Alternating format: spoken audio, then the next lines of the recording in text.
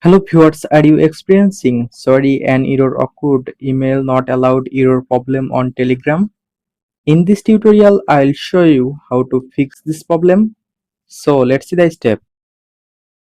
For fixing this problem, first of all, if you have any connected VPN on your phone, disconnect it and then swipe down notification bar. Then turn on flight mode for few seconds. After few seconds, turn off flight mode and then find Telegram apps and then tap and hold on Telegram apps. Now open Telegram app info, click on little eye icon.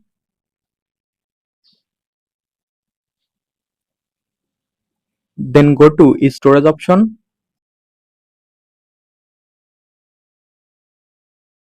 Now only clear cache your Telegram storage. Then go back, click on force stop, click on OK. Now restart your device. After this step, I hope your problem will be solved successfully. If still problem remaining, then uninstall your Telegram apps and reinstall again. Hopefully this method will fix your problem.